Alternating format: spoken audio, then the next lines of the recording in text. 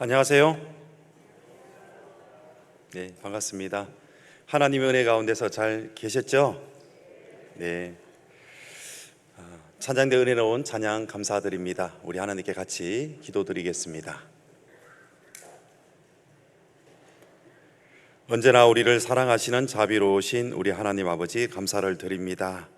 이 땅에 아무 소망 없이 태어나서 죄를 짓기를 물마시듯 하며 주님을 외면하는 삶을 살았건만 주님 저희를 먼저 구원하시기 위해서 이 땅에 내려오셔서 그 거친 십자가를 짊어지시고 모진 그 골고다의 언덕을 올라가시며 저희의 모든 죄를 용서하시기 위해 십자가에 못 박혀 돌아가신 일, 그 하나님의 크신 은혜와 크신 사랑을, 그 큰 구원을 우리 마음 심령 가운데 주셔서 저희들로 심판을 받지 않게 하시고 또 영원한 천국에 갈 수 있도록 은혜를 베풀어 주신 주님 감사를 드립니다.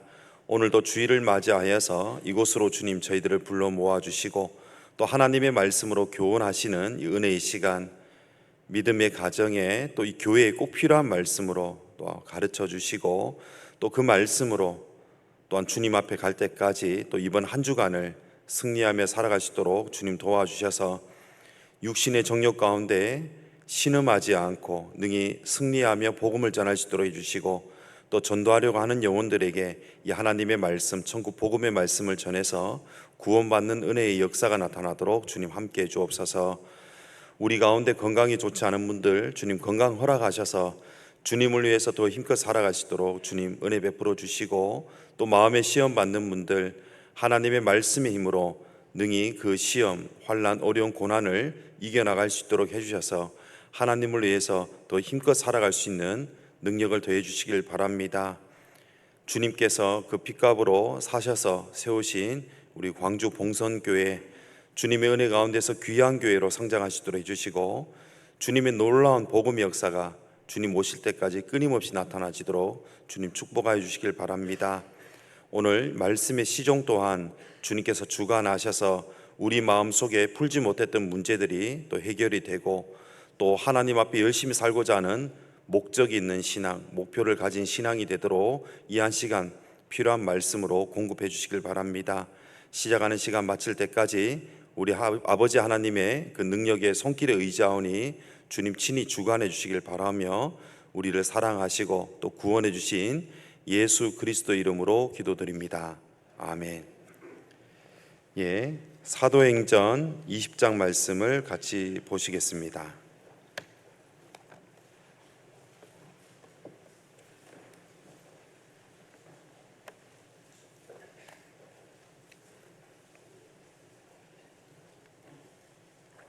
사도행전 20장 17절입니다.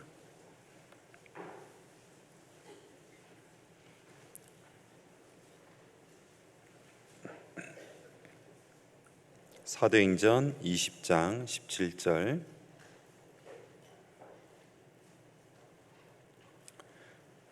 바울이 밀레도에서 사람을 에베소로 보내어 교회 장로들을 청하니 오매 저에게 말하되 아시아에 들어온 첫날부터 지금까지 내가 항상 너희 가운데서 어떻게 행한 것을 너희도 아는 바니 곧 모든 겸손과 눈물이며 유대인의 관계를 인하여 당한 시험을 참고 주를 섬긴 것과 유익한 것은 무엇이든지 공중 앞에서나 각 집에서나 꺼림이 없이 너희에게 전하여 가르치고 유대인과 헬라인들에게 하나님께 대한 회개와 우리 주 예수 그리스도에 대한 믿음을 증거한 것이라. 보라, 이제 나는 심령의 매임을 받아 예루살렘으로 가는데 저기서 무슨 일을 만날는지 알지 못하노라.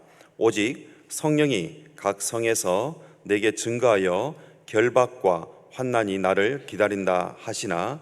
같이 읽으시겠습니다. 나의 달려갈 길과 주 예수께 받은 사명 곧 하나님의 은혜의 복음 증거하는 일을 마치려 하면은 나의 생명을 조금도 귀한 것으로 여기지 아니하노라 했습니다. 네, 반갑습니다. 네, 저는 지도교회에서 왔습니다. 우리도 서로 인사하는 시간을 좀 가져볼 텐데요. 이렇게 한번 인사해 봅시다. 고사리로 한번 인사해 보겠습니다. 고사리 좋아하셔요? 예, 먹는 것이 아니라 고맙습니다. 예, 고 사랑합니다의 사. 이는 뭘까요? 이해해야 사랑할 수 있거든요. 이해합니다. 고사리. 이렇게 좌우 앞뒤로 인사하겠습니다. 고사리, 고맙습니다. 사랑합니다. 이해합니다. 예. 위장과 연결된 위장과 더불어 장은 제2의 뇌라고 합니다. 뇌 다음으로 신경이 많이 모여 있습니다. 요즘은 예전에 아파서 병원에 가도요, 그게 무슨 병인지 모르니까 글쎄 왜 아픈지 모르겠다라고 하지만 요즘은 기의 어떤 병명을 막 찾아내죠. 근데 대다수의 질병은 신경성일 가능성이 굉장히 많습니다. 신경에 문제가 생기잖아요. 그러면 신장 위에 있는 부신에서 약 6가지의 물질을 분비합니다. 자율신경에서 교감신경과 부교감신경. 낮에는 햇볕을 바라보면서 이제 자율신경에서 교감신경이라는데, 근데 잠을 자야 될 시점에도 계속 교감신경이 활성화되고 있으면요, 밤에 잠을 못 자요. 그래서 잠을 잘 자야 되는데, 인간 역사 6천년이잖아요. 6천년 동안에 신경을 가장 많이 사용하는 시대가 바로 우리 시대예요. TV를 봐도요, 신경 쓸 일이 너무 많고요, 세상에도 신경 쓸 일이 너무 많고, 가족 숫자는 예전보다 더 줄어진 시대잖아요. 그럼에도 신경 쓸 일이 너무 많아요. 눈을 감았는데도 계속 잠을 자지 못하고 신경을 쓰다 보니까 잠을 자는 동안에도 계속 교감신경이 이렇게 떠 있습니다. 그래서 사촌이 땅 사면 어디가 아프다 하죠? 배가 아프단 말 있죠. 그래서 소화가 잘 안 되고 또 약을 먹어야 되고, 밥도 많이 먹고 약도 많이 먹어서 소화를 시켜야지만 잠을 자는. 근데 실은 그게 문제가 아니라 신경을 많이 써서 그래요. 신경을 많이 쓴다. 그래서 위장과 연결된 얼굴의 인체의 부분이 어딘가 봤더니 입입니다. 입. 옆에 사람 입 한번 보셔요. 입 모양이 어떤 모양이에요? 웃는 모양이에요? 입꼬리가 처져 있어요? 올라가 있나요? 처져 있나요? 위장이 좋으면 입꼬리가 올라가 있어요. 기분이 좋다는 거죠. 근데 위장이 좋지 않으면 입꼬리가 처져 있습니다. 위장이 좋지 않다는 것은 그만큼 신경 쓸 일이 많다는 거죠. 모르겠어요. 입꼬리가 올라가니까 위장이 좋은지, 위장이 좋아서 입꼬리가 올라가는지 모르겠지만, 어쨌든 둘은 상관관계가 있으니까 많이 웃으면 좋겠죠. 건강해지겠죠. 많이 웃는 그런 성도가 되었으면 좋겠습니다. 광주 봉성교회는 제가 언제 설교를 지금 오늘 2번째 온 날입니다. 첫 번째 왔을 때는 이 땅을 샀다고 땅을 구경시켜 주더라고요. 예전 교회당은 은행이 있는 그 건물 맨 꼭대기층에 옥상에다가 교회를 지어가지고요, 거기서 말씀을 들었던 제가 기억이 있습니다. 그랬는데 드디어 우리가 땅을 샀다고, 그래서 막 땅 구경을 시켜주고 막 그랬는데, 그리고 이제 새로 지은 교회당에서 말씀을 전하면 너무 좋겠다라고 기도를 했는데 하나님이 그 기도에 응답하셔서 오늘입니다. 정말 전날 오고 싶었어요. 너무너무 전날 오고 싶었는데 가까운 지도교에 있다 보니까 1시간 거리거든요. 전날 오면 요거도 먹을까 봐 아침에 왔습니다. 너무 아쉬움을 달래면서. 그러나 항상 이 근처로 지날 때마다 항상 봉성교회를 생각하고 기도하는 마음이 있었습니다.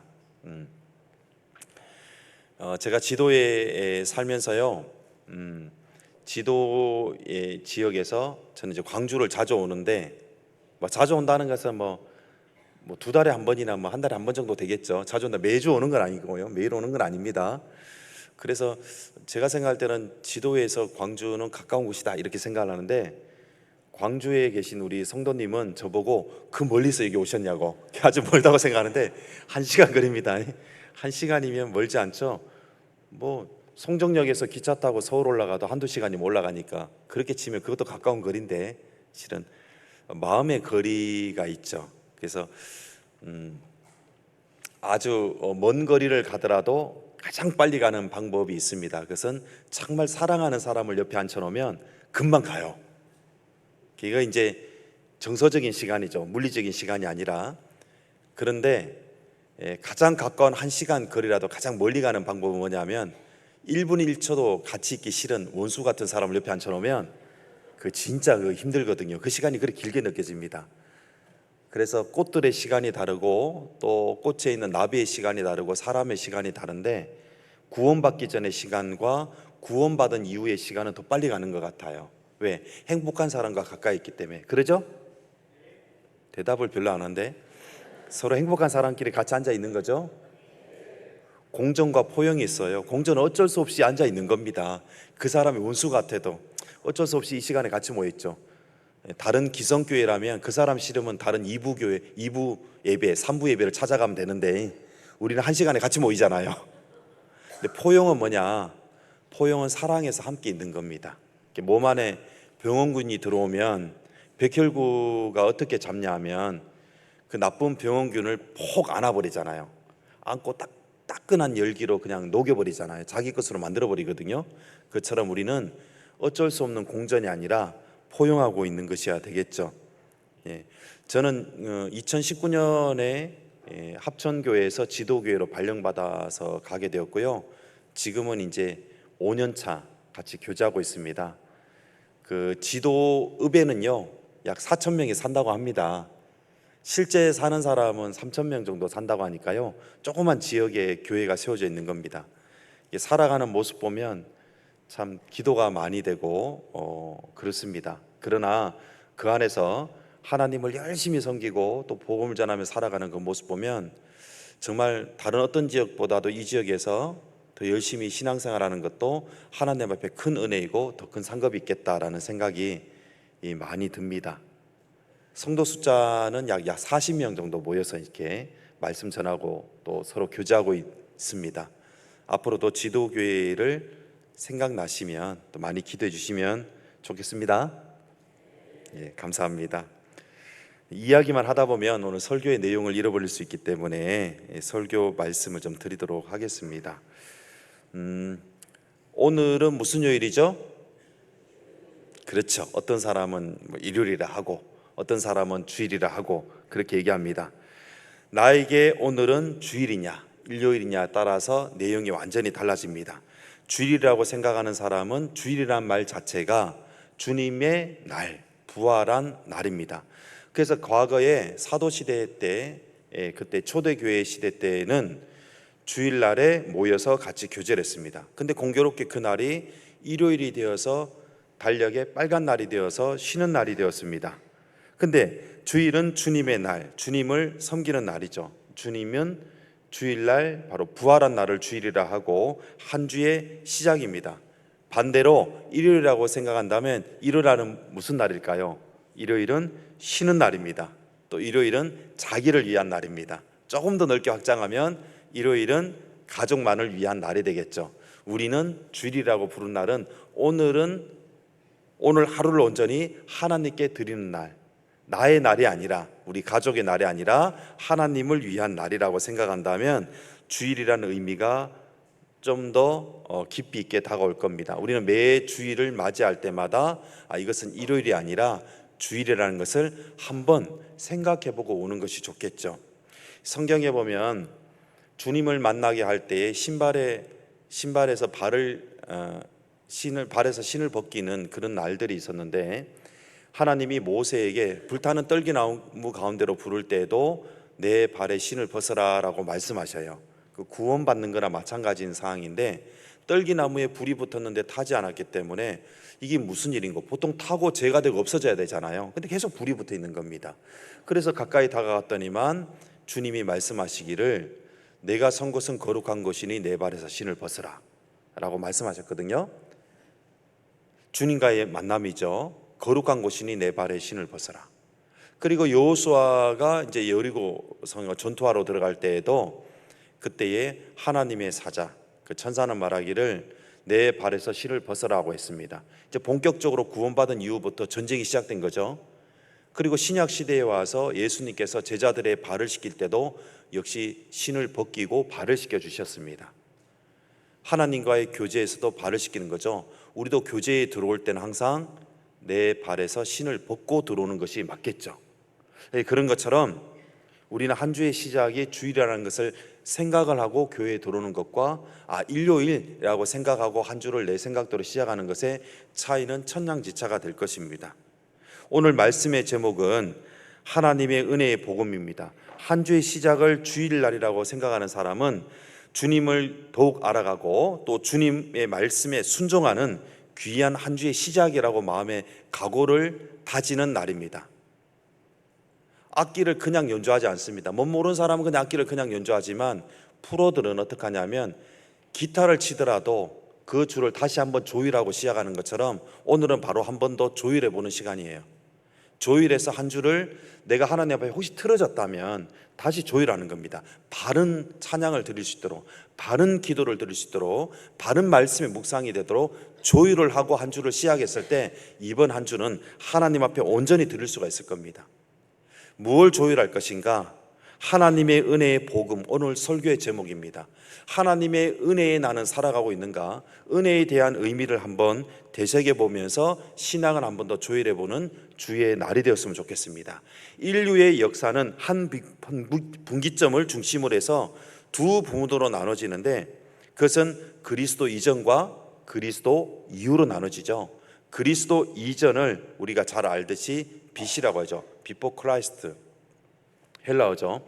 우리 주님이 오시기 이전 시점과 또한 AD, 아노 도미니, 우리 주님이 오신 해 그 이후부터입니다. 그런 것처럼 우리가 개인이 구원받기 전과 구원받은 이후에도 우리는 달라졌죠. 구원받기 이전에 우리는 나름의 알고 정의하고 있던 모든 낱말들, 모든 생각들, 모든 감정들이 구원받고 난 다음에는 완전히 틀려지는 거죠. 틀려진다고 표현하는 것이 맞을 겁니다. 우리가 알고 있던 사랑, 사랑하죠. 강아지도 사랑하고 내 물건도 사랑하죠. 좋아하는 것과 사랑하는 것에 대한 모호함이 있잖아요. 근데 구원받고 나면 사랑은 하나님이라는 것을 알게 됩니다. 그리고 하나님이 나를 사랑한 것이 참 사랑인데 그 사랑의 의미가 작은 겨자씨 한 알만큼 내 마음에 와서 심겨졌지만 그 사랑의 씨앗이 자라면서 큰 나무가 되는 나도 역시 주님을 위해서 주님처럼 또한 죽어줄 수 있는 그 사랑으로 점점 자라가는 사랑의 단어가 완전히 그전과 틀려져서 알게 되는 거예요. 은혜도 마찬가지입니다. 오늘 말씀의 제목이 바로 은혜입니다. 기껏해야 5월 가정의 달, 이 한 달 동안에 5월 8일은 어버이날, 그래서 어버이의 은혜, 구원받기 전에요. 5월 15일은 스승의 날, 그래서 스승의 은혜는 하늘 같아서 우러러 볼수록 점점 높아만 지네. 그리고는 은혜를 완전히 까맣게 잊어버리고 1년을 살다가 또 5월이 오면 어버이 은혜, 스승의 은혜하고 말아버리는 그런 삶을 살아왔지만 구원을 받고 나니까 그 은혜가 얼마나 큰지, 그 은혜의 의미가 구원받기 전과 완전히 틀려진 의미로 내 마음속에 다가오는 사실은 구원받은 사람에게만 주어진 혜택입니다. 구원받은 사람에게만 주어진 깨달음의 또 하나의 또 은혜가 되는 것입니다. 구원받을 때 참 은혜를 깨닫게 되는 거예요. 세상 사람들은 어려운 처지에서 누가 도와주면 은혜를 입었다, 은혜를 얻었다, 그 은혜를 받았다, 은혜를 갚아야겠다라고 생각하지만 하나님의 은혜를 받아보면 진짜 참 은혜가 무엇인지 압니다. 영생이라는 것을 요한복음 17장 3절에 이렇게 표현합니다. 영생은 곧 유일하신, 그렇죠, 참 하나님. 새 중에서 참새를 뭐라고 하죠? 참새. 기름 중에서 진짜 기름, 참 기름. 하나님 중에서 진짜 하나님, 참 하나님. 그러죠. 참 은혜가 무엇인지, 하나님께서 어떻게 주신 은혜인지, 또한 그 은혜는 어떻게 갚아야 하는지, 시작도 은혜, 과정도 은혜, 모두 다 은혜이며 마지막도 은혜이고 끝까지 영원한 은혜를 받았다는 것, 그 은혜 영원한 사랑을 받았다는 것, 은혜임을 계속해서 깨우쳐가는 것입니다. 구원받은 자에게만 주신 은혜예요. 구원 안 받은 사람은 몰라요. 이것이 얼마나 큰 행복입니까? 오늘 하나님의 은혜의 복음이라는 제목을 통해서 은혜를 나눠본다면 귀한 시간이 될 것입니다. 다시 한번 우리 마음을 하나님의 말씀, 하나님의 은혜의 복음이라는 말씀 앞에서 다시 한번 조율을 해보는 그런 시간을 가졌으면 좋겠습니다. 인두측명이라는 말이 있는데 그 말은 은혜를 모르면 짐승보다 못하다라는 뜻입니다. 은혜를 모르면 이렇게 표현하죠. 검은 머리 짐승이라는 표현도 합니다. 그래서 사람들도 은혜를 잘 모르지만 은혜는 받은 사람이 꼭 알고 갚아야 하는 것으로 정의를 내리고 있어요. 또 다르게 표현하기는 배응망덕이라는 말 들어보셨죠?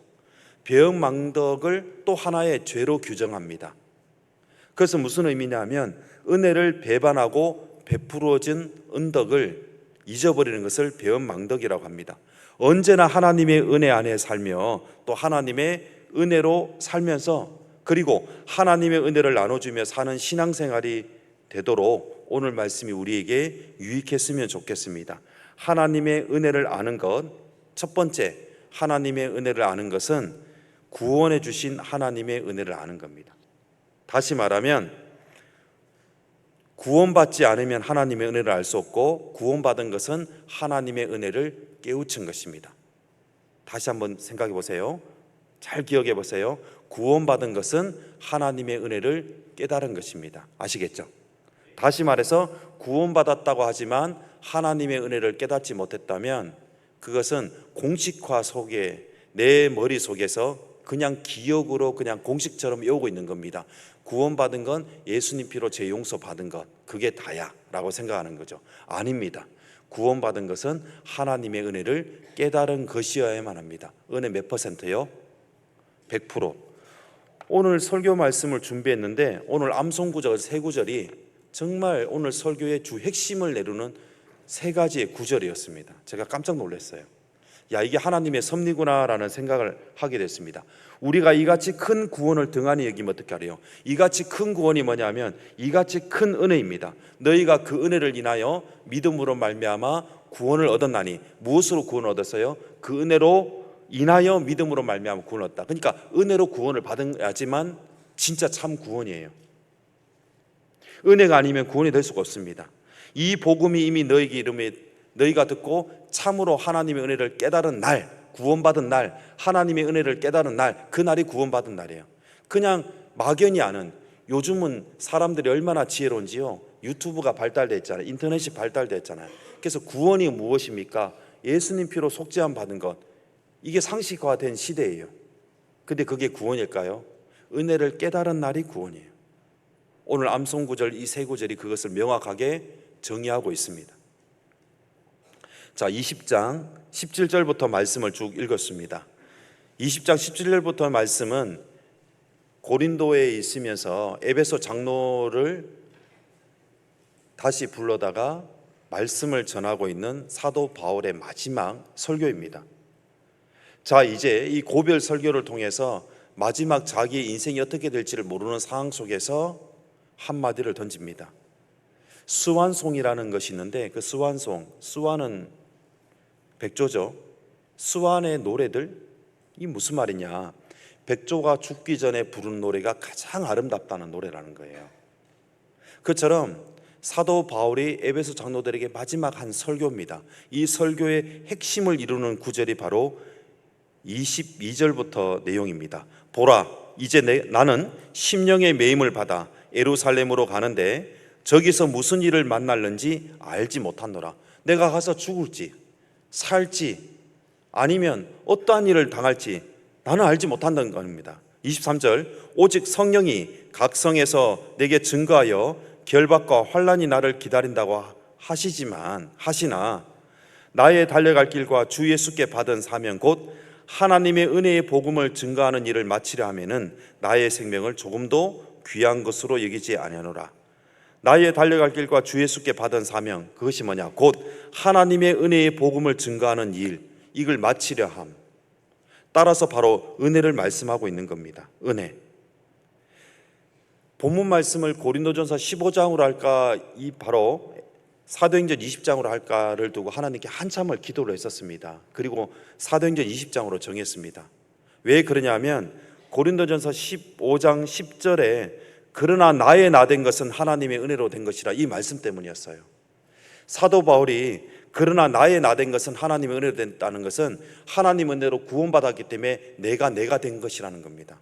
나하고 나는 나를 위하여 내 허물을 도말하는 자니 내 죄를 기억지 아니하리라고 말씀하신 구약 성경 이사야의 말씀이 사도 바울에게 연결돼서는 그러나 나의 나 된 것은 하나님의 은혜로 된 것이라는 겁니다. 우리가 구원을 받지 못했다면 나라는 이름은 없어져 버렸을 겁니다. 생명책 이름이 흐려져 버렸을 거예요. 지옥에 떨어졌을 때 누가 내 이름을 불러주겠습니까? 고통스럽게 울부짖음밖에 없었을 거예요. 그런데 나를 구하신 하나님께서 나의 이름을 그대로 두시고 덧붙여 주셨잖아요. 그리스도인 이아무개, 그리스도인 김아무개. 나의 나 된 것은 하나님의 은혜로 내게 된 것이니 오직 나와 함께 하신 하나님의 은혜라는 것이에요. 구원받아서 바로 이 은혜로 구원받은 우리가 하나님의 자녀가 됐다는 거죠. 사도행전 15장 11절에 보면 우리가 저희와 동일하게 주 예수의 은혜로 구원받은 줄 믿노라. 은혜로 구원받은 줄 믿노라라고 했습니다. 우리는 은혜로 구원받은 사람입니다. 은혜로. 에베소서 2장 3절에도 전에는 우리도 다 그 가운데 행하며 우리 육체의 욕심을 따라 지내며 육체의 마음이 원하는 것을 하여 다른 이들과 같이 본질상 진노의 자녀였다라고 했습니다. 그런데 5절에 허물로 죽은 우리를 그리스도와 함께 살리시고 너희가 은혜로 구원을 얻은 것이라. 무엇으로 구원을 얻었다고요? 은혜로 구원을 얻은 것이라 라고 말씀하셨습니다. 우리는 은혜로 구원을 받은 사람입니다. 하나님의 은혜가 아니었다면, 주 예수 그리스도의 은혜가 아니었다면 우리는 구원을 받지 못했습니다. 또 은혜로 구원받은 사람이 그 은혜에 감동을 받아서 은혜의 복음을 증거한 것이 나에게 전해져서 내가 구원을 받은 겁니다. 나를 전한 사람이 만약에 그 구원을 전하다가 포기했다면 내가 구원을 받을 수 있었을까요? 우리는 간혹 누구를 끊임없이 전도하다가 안 되면 포기해버리잖아요. 도저히 안 되겠다고 냅둬버릴 때도 있잖아요. 그런데 그럼에도 불구하고 우리는 두 가지 생각이 떠오릅니다. 예수님은 나를 포기하지 않은 은혜가 있다는 것, 또한 나를 전도한 사람도 나를 포기하지 않았기 때문에 내가 구원받았다는 것. 그러면 그 두 가지로 인해서 어떻게 해야 될까요? 그 은혜를 받은 사람이 나도 포기한다면 그 사람 구원을 받지 못할 것이다. 너희가 그 은혜로 구원을 받은 것이라. 확실하게 구원을 받은 것은 하나님의 은혜로 구원을 깨달은 것이라는 거죠. 따라서 은혜가 아니면 구원을 받을 수가 없다는 겁니다. 은혜 몇 퍼센트? 은혜 100%로 구원을 받은 겁니다. 그 은혜를 보답하는 마음으로 신앙생활을 하기에 모든 말씀에 순종하고 싶은 마음도 올라오는 겁니다. 육신은 싫어하지만 은혜 앞으로 다가가면 그 은혜 앞에서 이거 내가 순종해야 되는데 내가 이거 순종하지 않으면 안 되지 라는 마음도 역시 올라오는 겁니다. 따라서 죄가 더한 곳에 은혜가 더욱 넘쳤나니 로마서 5장 20절에 말씀하신 것처럼 은혜도 또한 의로 말미암아 왕노릇하여 한 사람 예수 그리스도의 은혜로 말미암아 많은 사람에게 그 선물이 넘쳤다라고 말씀했습니다. 지도교회는 아까 말씀드린 것처럼 약 40여 명이 교제하고 있습니다. 청년이 딱 한 명 있어요. 목표가 뭐냐면 올 한해 청년 3명은 만들어서 청년의 교제 좀 한번 해보자고. 한 명이에요. 그래서 제가 유청이라고 부릅니다. 유청, 유일한 청년. 짠하죠? 많이 기대해 주시기 바랍니다. 한번 권역 모임을 하는데 거기서 간증을 하더라고요. 뭐라고 간증하냐면 제가 구원받기 전에 하나의 꿈이 있었습니다 라가 제목이에요. 무슨 꿈이냐? 저의 꿈은 어릴 때 친구들에게 초등학교 때부터 왕따를 당하고 미움을 받고 그렇게 자라서 고등학교가 됐는데 마음속에 분노가 꽉 차서 사람들을 나를 괴롭힌 친구를 죽이고 싶었대요. 나에게 꿈이 있었습니다 라고 또 반복합니다.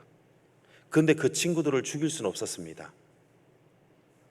그래서 나에게 꿈이 있었습니다. 그 꿈은 그래도 최소한 고등학교를 졸업하고 나면 깊은 산속으로 들어가서 내 육신을 죽이는 것이 자살하는 거죠. 그게 나의 꿈이었습니다. 나에게 꿈이 있었습니다. 나의 꿈은 자살하는 것이었습니다. 그런데 주님을 발견하게 됐다는 거예요. 자기 누나를 전도하려고 하는 사람에게 이끌려서 누나와 자기가 같이 말씀을 듣게 됐다는 겁니다. 말씀을 듣다가 꿈이 생겼습니다. 성경 말씀이 이렇게 사실하면 나도 구원받고 싶다. 그리고 구원을 받았답니다. 나에게 꿈이 생겼답니다. 그 꿈이 뭘까요? 이제는 이 사실을 전하는 것이 나의 꿈입니다. 그러면서 최근에 저에게 또 간증하기를 이렇게 얘기하더라고요. 이 모든 것이 하나님의 은혜였다고. 전적인 하나님의 은혜였습니다. 자살하는 게 꿈이었던 이 청년이, 이 학생이 이제는 하나님의 말씀을 전하는 것이 꿈이 됐다는 거예요. 참 아름다운 청년이죠. 유청은 아청입니다. 유일한 청년은 아름다운 청년이에요. 에베소서 1장 6절에 말씀하시기를 이는 그의 사랑하시는 자 안에서 우리에게 거저 주시는 바 그의 은혜의 영광을 찬미하게 하렵니다. 거저 주신 그의 은혜의 영광이라고 했습니다. 은혜를 거저 주신 그 은혜를 받고 나면 그 앞에서 모든 것이 눈 녹듯이 싹 녹아버리는 거죠. 물고기를 잡던 베드로는 밤이 맞도록 그물을 던졌지만 얻은 것이 없지만, 그러나 주님의 말씀을 만나고 그물을 깊은 데로 내렸을 때에 물고기를 끌어올릴 때에 그물이 찢어지도록 올린 것처럼 기다림의 끝, 그 기다림의 끝은 하나님의 은혜에 맞닿아 있는 시간이었습니다. 베스다의 목가에서 38년 된 그 병자는 병이 낫기를 간절히 기다렸지만 그 베데스다 목가에서 천사를 만난 것이 아니라 무리동암을 피부로 만나고 접촉한 것이 아니라 예수님을 만났을 때에 그 기다림의 끝은 하나님의 은혜와 맞닿은 시간이었습니다. 우리 각자가 정말 고난 속에서 맞닿은 마지막 그 시간은 주님의 은혜의 손길과 맞닿은 시간이었습니다. 광야로 도망친 모세의 40년은 떨기나무, 불타는 떨기나무 아래에서 하나님의 말씀과 그 맞닿은 시간, 80세의 모세는 끝이 아니라 그때 하나님의 은혜의 손길과 맞닿은 시간이 될 수가 있었던 겁니다. 하나님의 은혜가 만나 또 다른 귀의 시간이 열린 그 시간은 바로 은혜와 맞닿은 시간이거든요. 우리 각자에도 그러한 시간이 있습니다. 그래서 시편 145편에 보면 저희가 주의 크신 은혜를 기념하여, 주의 크신 은혜라고 표현했습니다. 이같이 큰 구원을 등한히 여기면 어찌 피하리요. 이같이 큰 구원은 이같이 큰 주의 크신 은혜를 얘기하는 겁니다. 바로 디모데후서 1장 9절에도 말씀하시기를 영원한 때 전부터 그리스도 예수 안에서 우리에게 주신 은혜대로 했습니다. 영원한 때부터 계획된 그 은혜, 그 은혜를 창조 이전부터 계획된 그 은혜를 우리가 받은 거잖아요. 우리 각자가 받은 거잖아요. 이 큰 은혜를 받은 사람이 불과 영원 전부터 계획된 그 은혜를 주신 그 은혜를 받았는데 불과 7, 80년 주님에서 살아가는 것, 그 안에서도 구원받은 연수는 정말 짧잖아요.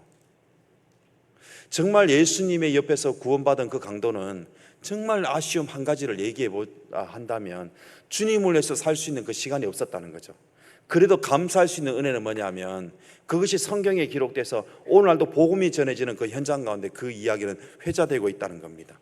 그러면 우리에게 주어진 그 시간은 얼마나 감사한 시간일까요? 하루하루를, 한 달 한 달을, 한 시간 한 시간을 주님 위해서 살 수 있다는 것은 정말 그건 크신 은혜라고 할 수가 있습니다. 이 복음이 이미 너에게 이르매 너희가 듣고 참으로 하나님의 은혜를 깨달은 날부터, 은혜를 깨달은 날부터가 시작이죠. 그때부터 너희 중에서와 같이 또한 온 천하에서도 열매를 맺어 자라는 것은 은혜의 밭에서, 은혜의 나무에서, 그 포도나무의 그 가지는 바로 포도나무는 은혜의 나무였던 거죠. 거기에서 계속 은혜의 잎사귀가, 은혜의 열매가 계속 맺히는 겁니다. 은혜의 향기가, 포도도 꽃이 열립니다. 꽃이 피는 겁니다. 따라서 우리가 다음 주에 암송할 골로새서 1장 6절 바로 다음 구절이 7절인데 그 7절에 보면 너희가 다 나와 함께 은혜에 참여한 자가 됨이라. 은혜에 다 참여한 자가 지금 우리가 구원받아서 이 자리에 같이 있는 겁니다. 우리는 은혜로 구원받았고 은혜에 참여한 자가 되었습니다. 보기에 형편없는 도자기, 내가 봐도 그 아무 그냥 볼품없는 보자기처럼 생각되는데 그 보자기를 만지려고 하니까 안 된다는 거예요. 만지지 말라고. 그 명품 도자기라고. 그냥 보기에는 그냥 좀 오래된 도자기일 뿐인데 명품 도자기라는 겁니다. 이 명품 도자기는 고유의 가치가 높기 때문이 아닙니다. 시간이 그렇게 오래 지났는데 뭐가 그래 가치가 높겠어요? 그 뭐 때문일까요? 그것은 지불한 값이 막대하기 때문입니다. 그 지불한 가치가 막대하기 때문에 그래서 볼품없는 도자기가 그렇게 명품 도자기가 된 거예요. 나이 많이 들어서 구원받은 어르신 있죠. 명품 도자기처럼 그때부터 빛을 발할 수 있는, 은혜의 빛을 발산할 수 있는 그 시기가 된 겁니다. 온 우주에서 유례가 없는 최고의 값을 지불하고 우리를 사신 하나님, 나를 사신 하나님, 하나님께서 당신의 말씀을 우리의 지성이 아니라 우리의 마음에 새기도록 사용하고 계신 하나님, 그것은 바로 우리 마음속에 은혜의 씨앗을 주셨다는 겁니다. 선지자 요나가 자살한 거나 마찬가지잖아요. 나를 물에 집어 던지라 그랬잖아요. 그랬다면 하나님 뭐라 했을까요? 그 동시대에 호세아 선지자가 살아있었거든요. 야, 요나는 어쩔 수 없겠다. 그래, 너는 그냥 물에 빠졌으니까 죽고 그냥 천국에나 와라. 그리고 호세아야, 네가 대신 니느웨로 가야겠다. 그래야 되는데 하나님은 포기를 했습니까? 안 했습니까? 안 했어요. 창세기 1장부터 준비해 놓은 큰 물고기 있죠. 거기 나오는 큰 물고기는 결국에는 요나를 집어삼키기 위해서 하나님은 처음부터 큰 물고기를 만드셨고 계속 이어져 내려오게 하셨잖아요. 그 물고기를 그렇게 쓰임받았다고 한답니다. 요나, 물속에 집어 던져진 요나를 집어삼킨 물고기는 119와 같은 것이었어요. 어려운 일을 당하면 119 전화를 누르잖아요. 요나를 살리기 위한 겁니다. 요나는 바다 속에서 죽지 않았습니다. 죽기를 원했지만 물고기 배 속에 들어갔을 때에 눈을 떠보니까 자기는 살아있었어요. 그것은 뭡니까? 물고기 뱃속이 아니라 하나님의 은혜 속에서 살고 있었던 거죠. 물고기 뱃속은 하나님의 은혜 속이었어요. 우리가 이 자리에 같이 있는 것은 교회 안에 있는 겁니다. 십자가 안에 있는 겁니다. 하나님 마음 안에 있는 거예요. 그것은 하나님의 은혜 안에 우리가 같이 있는 겁니다. 하나님의 은혜 안에 있다고 보시면 돼요. 우리가 수요일마다 지금 칠복 또는 팔복에 대해서 배우고 있죠. 마태복음 5장 3절에 보면 8가지 복의 첫 번째 복이 시작됩니다. 심령이 가난한 자는 복이 있나니 천국이 저희 것이며. 심령이 가난하다, 이 가난하다는 것을 헬라어 원어로 찾아보니까 푸토코스라고 되어 있어요. 이 푸토코스는 언제 사용하느냐? 세 가지의 어려운 환경 때에 사용할 수가 있습니다. 첫 번째는 너무 가난해서 구걸을 해야지만 되는 사람일 때인 겁니다. 스스로의 자구책이 없어요. 도저히 방법이 없는 겁니다. 예를 들어서 어떤 거냐면 빚도 어느 정도 지어야지 갚을 수 있죠. 빚을 한 1,000억 정도 졌다가 칩시다. 이건 그냥 깜빡이에 가는 게 낫지. 이거 도저히 자기 방법은 어떻게 해결할 방법이 없는 겁니다. 그때 사용하는 것이 바로 푸토코스입니다. 너무 가난해서 구걸을 해야지만 살아가는 거예요. 구걸을 해야 된다는 것은 너무 가난해서 누가 밥도 챙겨주지 않는, 누가 줘야지만 먹고 사는 그런 것이 심령이 가난한 자는 복이 있다. 그 가난에 사용하는 푸토코스예요. 두 번째는 어떻게 사용하냐면 기술도 전혀 없고 무능해서 자기가 어떻게 할 수 없는 상황 속에 있는 거지 때에 사용하는 말이래요. 거지. 아니, 우리가 그럴 때 있잖아요. 사지 육신 멀쩡한데 그렇게 쭈그려 앉아서 동전 받고 있냐고. 가서 노가다 일이라도 하면 되지. 근데 건강조차도 좋지 않아 가지고요, 숨쉬기도 힘든 상황이에요. 병원 갈 돈도 없어요. 그냥 그 몇 푼이나 받을 수밖에 없는 그런 상황인 겁니다. 노숙자의 몸도 좋지 않은 거지 상황이에요. 그것이 심령이 가난하다인데, 가난하다는 표현의 푸토코스예요. 우리가 영적으로 구원받기 전에 그런 상황이었어요.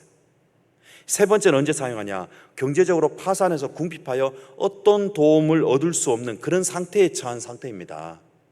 그러니까 인간 스스로 자기 스스로도 구제할 수 있는 방법이 전혀 없는 그때에 주님이 우리를 구원하신 겁니다. 그 상황을 인지하고 그런 상황이라는 것을 알았을 때에, 구원받았을 때 은혜가, 감동이 있는 거예요. 그래서 잠언 27장 7절에 이렇게 말씀하고 있잖아요. 배부른 자는 꿀이라도 싫어하고 줄인 자는 그 쓴 것이라도 다니라. 배가 한번 고파봐요. 그죠? 어릴 때 뭔가 부모님이 좀 섭섭하게 하면 나름 시위하잖아요. 어떻게 합니까? 나 밥 안 먹어. 그죠? 그 어머니 어떻게 해요? 밥 안 먹고 어떻게 공부하냐고. 먹어야 살지. 그리고 밥을 계속 주는데 먹어야 안 먹어요? 안 먹어. 한 끼 안 먹고 두 끼 안 먹어요. 그럼 퇴근하신 아버지가 저녁 먹자 하는데 안 먹어요. 그 아버지가 뭐라는지 아세요? 어머니한테? 저놈 저거 밥 먹이지 말라고. 배가 고파봐야 밥 달라 소리가 나오지. 배가 불러가지고 저런다고 쫄쫄 굶기잖아요. 그러면 간밤에 새벽 1시에 나가가지고 뭐 하는 줄 아세요? 냉장고 열었다 닫았다, 찬창 열었다 닫았다, 덜거덕 합니다. 어머니가 입을 알면서 안 나와요. 뭐라도 챙겨 먹으라고. 그 모르게 쫙 음식을 아버지 모르게 딱 챙겨놓죠, 그죠? 먹으라고. 정말 내가 다인 줄 알고 살아왔는데 정말 내가 가난한 존재구나, 영적으로 정말 빈접한 상태구나, 구원이 꼭 필요하구나, 은혜가 꼭 필요하구나, 그리고 구원을 받을 수 있거든요. 그 구원 받으면 은혜로 구원을 받은 겁니다. 은혜는 우리가 기대할 수 없던 것이어야 돼요. 은혜는 우리 힘으로 결코 얻을 수 없는 것이어야 됩니다. 그게 바로 구원이어야 돼요. 우리는 이러한 은혜로 구원을 받은 사람이 되어야 되는 것이거든요. 그런데 그렇지 않을 때는 아무리 말씀을 들어도 내가 답답지 않거든요. 푸트코스가 되지 않은 거예요. 그러니까 말씀을 들려줘도 나하고는 아무 상관없는 것이 됩니다. 구원을 받을 수가 없는 것이 되는 거죠. 구원의 기쁨을 처음 누렸을 때 주님의 은혜는 나의 삶 속에서 어떤 것보다 가장 귀하고 값진 보물이 됐잖아요. 지금도 내 마음속에 보물이 되잖아요. 그 은혜. 왜 이게 값진 보물이 되느냐? 그 값진 보물이 되는 것은 지금도 그 은혜로 신앙생활을 살고 있기 때문입니다.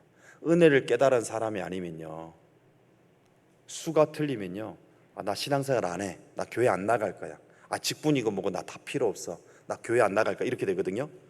근데 참으로 은혜로 구원받은 사람은 그래도 주님께서 어떻게 나를 위해 돌아가셨는데 내가 절대 말씀을 버리면 안 되지, 어떤 일이 있더라도 난 절대 신앙생활 해야지.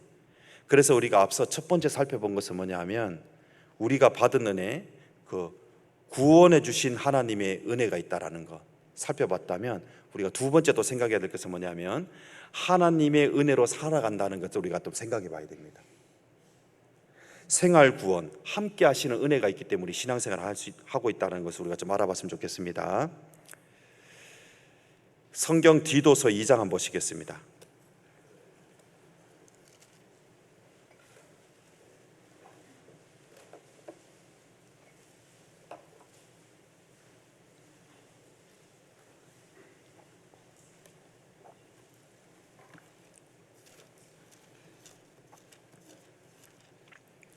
성경 디도서 2장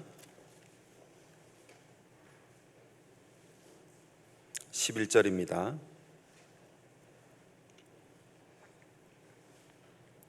디도서 2장 11절.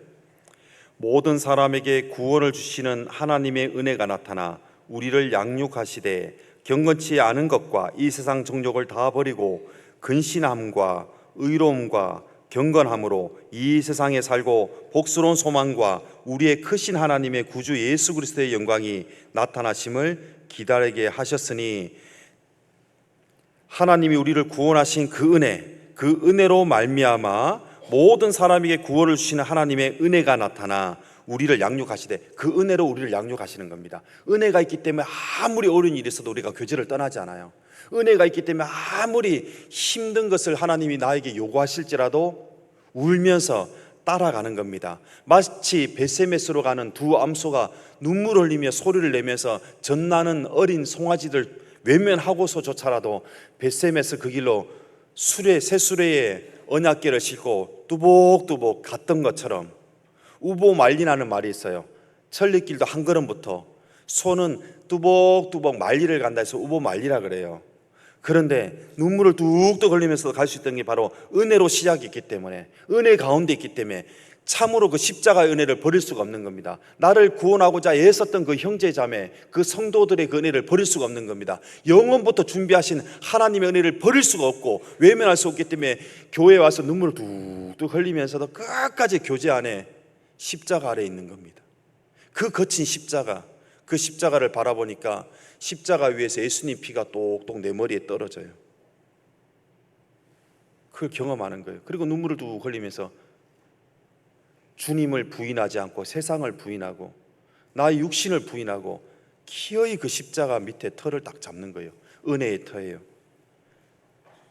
모든 사람에게 구원을 주시는 하나님의 은혜가 나타나 12절 우리를 양육하시되, 그 은혜 가운데 우리를 양육해 가시는 겁니다. 어떻게? 경건치 않은 것과 이 세상 정욕을 다 버리고 근신함과 의로움과 경건함으로 이 세상에 살고 복스러운 소망과, 이제 천국 갈 때까지도 복스러운 소망과 우리의 크신 하나님의 구주 예수 그리스도의 영광이 나타나심을 기다려 천국에 갈 때까지도 그 은혜로 묵묵하게 살아가는 것, 그게 바로 은혜입니다. 헬라어로 은혜는 카리스예요. 근데 은혜랑 유사한 말이 감사죠. 그래서 감사의 원어가 뭔가 찾아보니까 유카리스입니다. 그 밥에 그 나물이라고 들어보셨죠? 예? 어버치나 매치나 같은 말이죠. 다시 말해서 은혜나 감사나 시작은 같은 겁니다. 은혜는 카리스, 감사는 유카리스. 뿌리가 원이 똑같아요. 즉 은혜와 감사는 뿌리가 같은 겁니다. 그래서 은혜를 아는 사람이 하나님께 감사하는 마음이 올라오는 거예요. 예전에는 감사라는 말을 잘 사용하지 않았었어요. 그래서 신안군에 가면 섬이 약 1200개가 있습니다. 근데 천사섬이라 그래요. 뭐 무인도 이것저것 빼고 나니까 그래도 지도에는, 그러니까 신안군에는 섬이 많다는 걸 부각하기 위해서 천사섬이라고 했어요. 병풍도가 그렇게 이쁩니다. 병풍도 한번, 그럼 지도를 안 오실까? 어쨌든 지도 거쳐서 병풍도로 갈 수 있거든요. 지도계도 한번 오시면 좋겠고요. 병풍도가 되게 이뻐요. 병풍도 가면 12사도의 집이 있어요. 그래서 불교계에서 야단 났잖아요.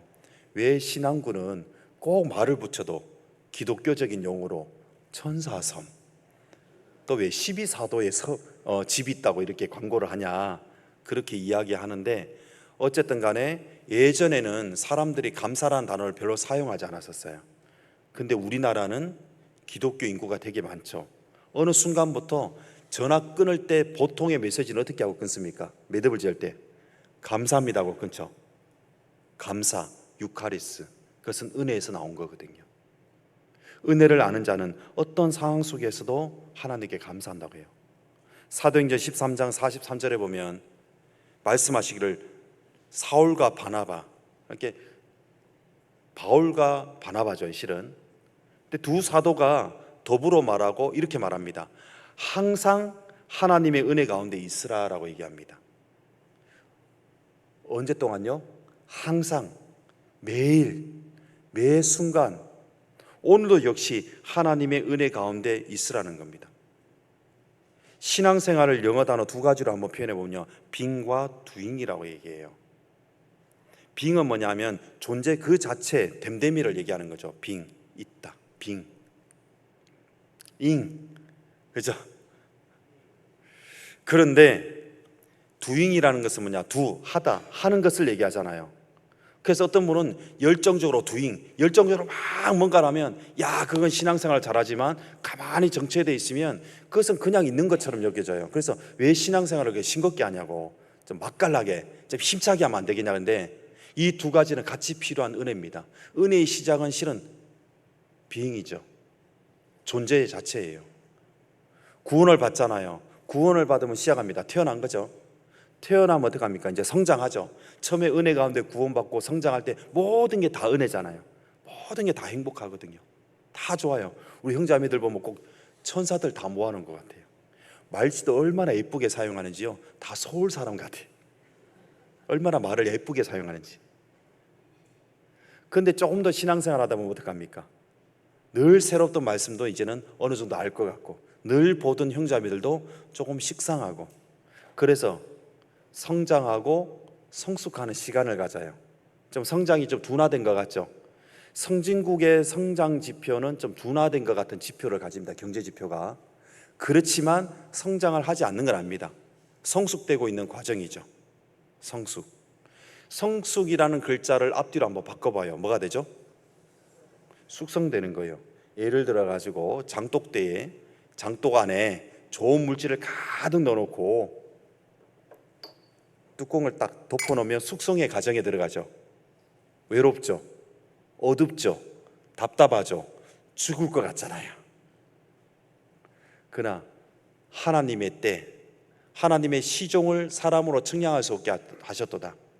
때를 따라 아름답게 하신 하나님이 이런 과정의 때를 허락하시거든요. 시간이 지나서 뚜껑을 딱 열어보면 어떨까요? 숙성이 잘 되면 안에 좋은 게 많죠.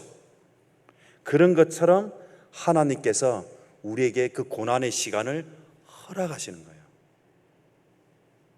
근데 그 어려운 시간도 이겨나갈 수 있는 이유는 뭘까요? 우리가 은혜 안에 있기 때문에 가능한 것입니다. 한 가지로만 만족해서는 안 됩니다. 열정으로 살면 되지. 일반 기독교인들도요, 열정하면요 우리 못 따라갈 수도 있습니다. 얼마나 열심히 사는지요. 근데 그게 다가 아니에요. 은혜에서 시작됐느냐, 비행이 중요하죠. 그리고 열정적으로 살아가냐, 떳떳미지근한 것이 아니라 돕두지 않은 신앙, 바로 그런 신앙인 겁니다. 아까 봤던 사도행전 20장에 보면 32절에 이런 말씀합니다. 지금 내가 너희를 주와 및 그 은혜의 말씀께 부탁하노니, 이 말씀도 은혜의 말씀이라고 했습니다.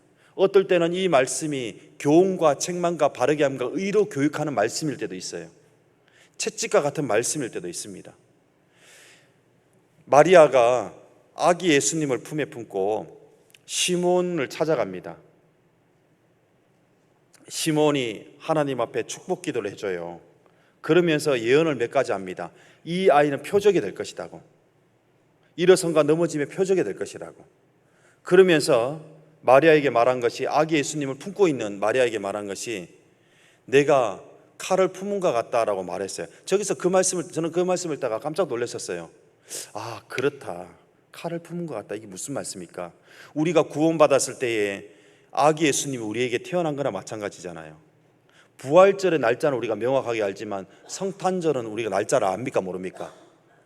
새신자들은 그러겠죠. 12월 25일이 예수님이 태어난 날 아니에요? 아닙니다. 예수님이 태어난 날짜는 성경에서 감춰버렸어요. 그럼 예수님이 언제 태어났을까요? 1년 365일. 지금도 계속 예수님은 태어나고 있습니다. 저는 90년 1월 15일 날 구원받았으니까 그때 태어난 거예요. 예수님 내 안에서. 각자가 태어난 날 있죠, 예수님이.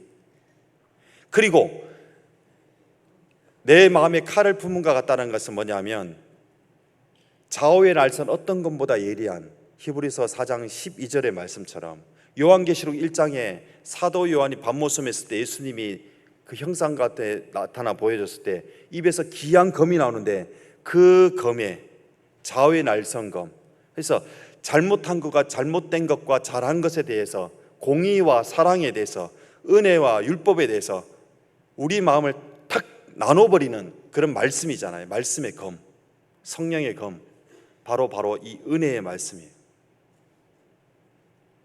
그래서 채찍과 같은 말씀이 있고 검과 같은, 칼과 같은 말씀이 있고, 지금 내가 너희를 주와 및 그 은혜의 말씀께 부탁하노니 그 말씀이 너희를 능히 든든히 세워서 거룩하게 하심을 입은 모든 자 가운데 기업 있게 하는 말씀은 바로 이 은혜의 말씀, 하나님의 말씀이 어떨 때는 또 은혜가 될 때도 있거든요. 그래서 눈물을 흘리게 할 때도 있고, 눈물을 닦아주는 그 손수건처럼 이 말씀이 내 마음을 폭폭하게 할 때도 있어요. 그래서 제가 처음 구원받았을 때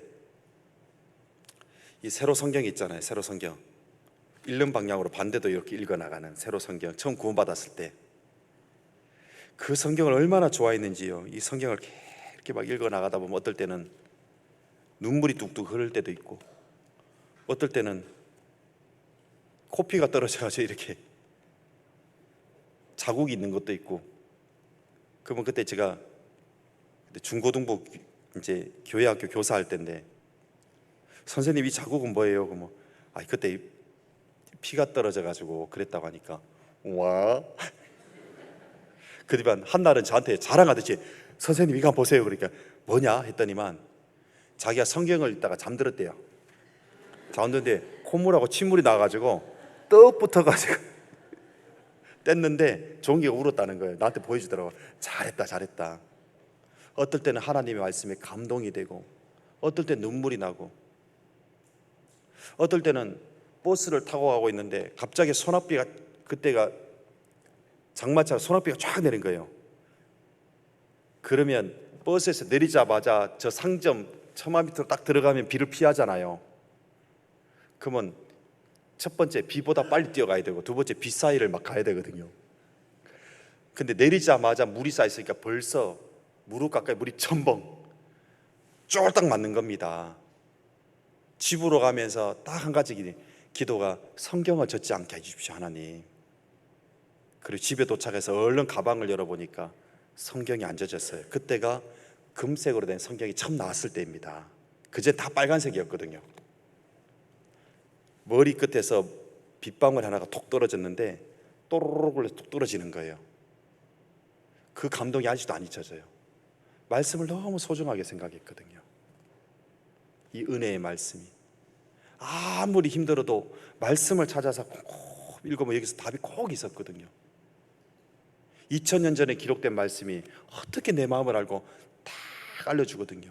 내 뒤에서 하나님이 손가락으로 친절하신 아버지 하나님, 은혜의 하나님이 이거 봐라, 여기에 답이 있잖아, 이렇게 알려주는 것처럼 제 마음에 다 꼭 맞춤. 어떻게 2000년 전에 내 마음을 아시고 어떻게 3500년 전에 내 마음을 아시고 하나님이 다 기록했을까? 수천 년을 뛰어넘은 하나님의 그 몇 갑절 되는 사랑이, 천년의 몇 갑절 되는 그 사랑이 지금 이 시간에 은혜로 하나님 말씀으로 우리에게 쭉 알려주는 그 은혜의 말씀께 부탁하노니 그 말씀이 너희를 능히 든든히 세우사. 하나님 말씀이 쫙 우리 세워주는 겁니다. 땅에 나무를 심듯이 확고하게 우리는 이 은혜의 말씀에 딱 서 있는 것이 바로 우리의 적법함 자리예요. 그 자리에 우리가 딱 심겨져 있어야 됩니다. 시냇가에 심겨진 나무가 시절을 쫓아 그 열매를 맺으며 잎사귀가 마르지 않은 같으니 마르지 않는 신앙, 은혜의 신앙, 거기에 다 박혀 있는 겁니다. 신부가 혼인의 제단에서 신랑의 옆에서 자기 자신을 신랑에게 의탁하듯이 그리스도께 우리를 맡기는 것입니다. 베드로전서 5장 10절에 모든 은혜의 하나님 곧 그리스도 안에서 너희를 부르신 하나님, 모든 은혜의 하나님이라고 그랬어요. 때로는 내가 슬퍼 보이고 힘들어 보이는 그 순간에도 바로 다 하나님의 은혜였다는 겁니다. 근데 잠언 29장 26절에 보면 이런 말씀이 있어요. 주권자에게 은혜를 구하는 자가 많으나 그랬습니다. 우리가 착각해서 진짜 아버지 하나님을 만났는데, 잘 한번 생각해 보세요. 기독교는 종교가 아니에요. 제가 성경 강연할 때 한 번씩 그림을 그릴 때 있거든요. 근데 그림 그리는 것은 단순하게 그립니다. 사각형 하나, 동그라미 하나예요.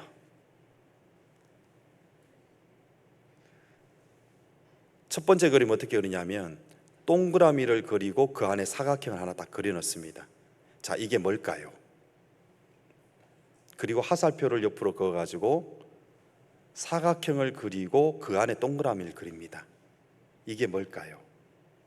그러면서 말씀드리기를, 동그라미 안에 사각형, 이 지구 안에 사각형 성경책, 그게 아닙니다.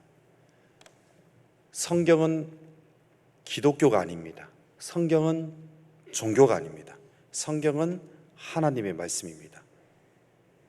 기독교가 있기 전부터 성경이 있었고 2000년 전, 지금부터 2600년 전 바벨론 유수에 의해서 유대인들이 바벨론의 포로로 잡혀갔을 때에 안식일을 지키는 걸 보면서 이방인들이 유대교라고 이름을 정해줬는데, 그 이전 BC 1500년, 1600년 전부터, 그 이전부터 성경 말씀이 있었잖아요.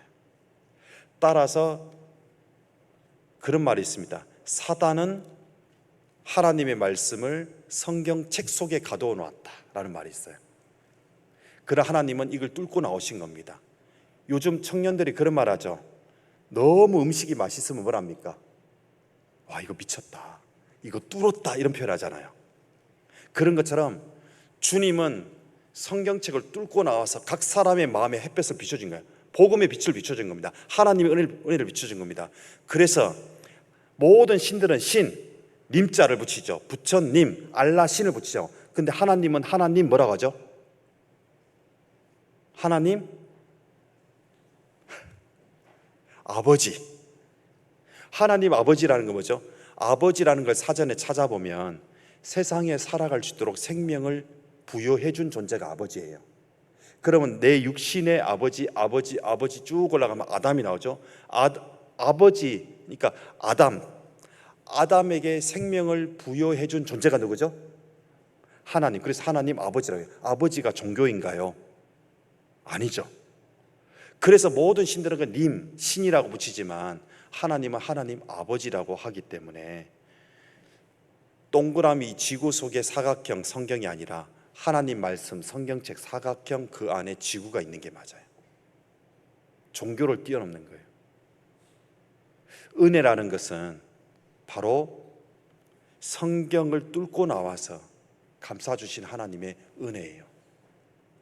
성경책은 열어야지만 읽을 수 있는 글자지만 하나님 말씀이 내 안에 들어와서 언제든지 주님과 소통할 수 있고, 하나님의 말씀을 암송할 수 있고, 암송하는 말씀을 계속 반복하면서 묵상할 수 있고, 그 묵상 말씀을 하나님과 또 연결할 수 있고, 성령의 교통하심이 있고, 그것으로 서로 교제할 수 있는 은혜가 있습니다. 어떨 때는 하나님 이 문제를 어떻게 해결해야 됩니까? 라고 막 눈물을 맺 기도합니다. 근데 그런 거 혹시 체험해 본 적이 있으실 거예요. 성경의 범위대로 쭉 읽어 나가잖아요. 몇 장 몇 장 몇 장 하루에 정해진 성경대로 쭉 읽어 나갑니다. 그런데 틀림없이 이 성경 구절은 일주일 후에 읽을 말씀이에요. 그런데 일주일을 7일 전에 뭐 경제적인 문제나 몸의 건강의 문제라든가 전도의 문제라든가 마음에 상심할 만한 큰 문제가 일어나요. 예를 들어서 그래서 그 문제를 가지고 계속 아침 눈 떴을 때, 밤에 잠들기 전에, 식사할 때마다 계속 기도합니다. 하루에 5번 이상 계속 기도하고 또 기도하고 또 기도하고 또 기도하고 또 기도하고. 제일 빠른 건 기도하는 거예요. 제일 좋은 것은 예수님의 옷자락을 잡는 겁니다. 교통이에요. 연결합니다. 연결된 거, 주님과 연결되는 거거든요. 그래서 계속 기도하고 있다가 일주일이 지났는데 그날 읽기로 돼 있는 성경책을 쭉 읽다 보니까 그 말씀에 답이 딱 있는 겁니다. 그것은 하나님이 나에게 주신 말씀이거든요. 거기서 말씀이 깨달아졌을 때 그 감동 평생 가져가는 말씀이에요. 성경책을 뚫고 나온 겁니다. 내 마음속에 들어온 말씀이에요. 내 심령에 아로 새겨진 말씀이거든요. 그리고 또 이럴 때도 있어요. 버스를 타고 오면서도 계속 이 문제를 어떻게 해야 될까 고민하다가 보니까 버스 내릴 때 보니까 저 뒤에서 같이 내리는 형제가 있었어요. 같은 버스를 타고 온 거죠. 그리고 교회당으로 쭉 걸어오면서 형제님 어떻게 지냈어요? 하니까 이런저런 얘기를 해주는 거예요. 그냥 간증을 해줄 뿐이에요. 난 듣고 왔어요. 듣고 오는데 제가 이런 일이 있었는데요, 이렇게 묵상하다 이 말씀을 듣다가 제가 얼마나 깨달았는지 하고 쭉 얘기했는데 그게 그냥 머리가 삐쭉 설 만큼 감동이 싹 오면서 마음이 너무 행복해지는 거예요. 이 간증 들으려고 내가 이렇게 어려움이 있었구나. 그리고요, 환경은 바뀐 게 없는데 그냥 마음이 싹 눈동시 녹아버린 거예요. 하나님 감사합니다. 그 형제를 통해서 하나님이 연결시켜 버렸잖아요, 말씀을. 그런 경험 해보신 적 있으시죠? 아닌 척 하면 안 되죠. 이게 바로 하나님의 은혜입니다. 그런데 이게 바로 잠언 29장 26절에 보면 주권자에게 은혜를 구하는 자가 많으나 세상 사람한테 가서 은혜를 구하지 마십시오. 주권자에게 은혜를 구하는 자가 많으나 사람의 일에 작정은 여호와께로 말미암냐. 어려움을 주실 때는 뭐냐, 어려움을 통해서 더 귀한 말씀을 주기 위한 하나님의 작전의 코스에 이제 진입한 거예요. 사람에게 그 답을 찾으려고, 사람에게 도움을 구하려고 쫓아다닐 필요 없습니다. 하나님, 이 문제가 왜 일어났습니까? 오해입니까? 내가 잘못한 겁니까? 내가 고쳐야 될 것이 있습니까? 주실 말씀이 무엇입니까? 하고 눈물을 흘리며 계속 기도하다 보면 어느 순간 하나님이 엄청난 은혜를 다시 한번 깨닫게 할 때요, 구원받을 때 은혜처럼 또 생활의 구원의 은혜가 깨달아지는 겁니다. 깨달음으로 구원을 받죠. 생활 구원은 깨달음으로 가는 게 아니에요. 생활 구원은 순종함으로 가는 겁니다. 그래, 순종해야겠다. 은혜에 순종해야지. 어떤 일이 있어도 여기서 벗어나면 안 되지 하고 쭉 가면 거기에서 하나님께서 주시는 말씀, 그 깨달음이 또 있거든요. 큰 은혜의 감동입니다. 나의 갈 길 다가도록 예수 인도하시니 어려운 일 당할 때도 뭐라고 했죠? 족한 은혜 주시네. 족한 은혜. 어디에서 나온 말씀이냐면 고린도후서 12장 19절에서 나온 말씀이에요. 사도 바울이 몸에 병이 있었습니다. 하나님, 이 병 좀 낫게 해달라고 주님 앞에 3번이나 기도합니다. 그런데 하나님이 말씀하십니다. 내 은혜가 네게 족하도다. 이는 내가 약할 그때의 곧 강함이니라. 네가 그 병이 있기 때문에 하나님의 능력이 너를 통해서 더 강하게 역사한다는 거예요. 사도 바울이 그걸 알았습니다. 역시 그 말씀에 감동을 받은 사람이 이렇게 찬송을 지었습니다. 어려운 일 당할 때도 족한 은혜 주시네. 족하다, 족하다, 충분하다. 근데 우리가 뭐가 더 부족해서 그럴까요? 은혜가 빠진 자리에 시기가 남아요. 은혜가 빠진 자리에 질투가 있습니다. 은혜가 빠진 자리에 우주보다 더 넓은 욕심이 들어가요. 아무 것으로 채울 수 없는 욕심의 비공간이 생기는 거예요. 은혜가 들어가면 만족합니다. 넘칩니다. 콩 한쪽도 어떻게 해야 되죠? 콩 한쪽도 반으로 나눠서 나눠주죠? 아닙니다. 콩 한쪽도 형제자매 입에 넣어줘요. 나는 굶더라도. 나는 충분하니까.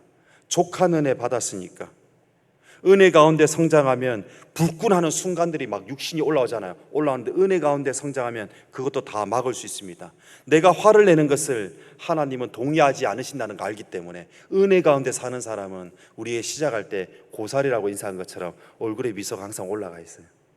그럴 수밖에 없죠. 은혜 족한데 내가 좀 건강이 나쁘다고 인상 쓰겠습니까? 내가 경제적으로 뭐가 부족하다고 인상 쓰겠습니까? 상대적으로 저 사람은 나보다 가진 게 많은데 가진 게 없다라고 절망 속에 있겠습니까? 아니에요. 그렇지 않아요.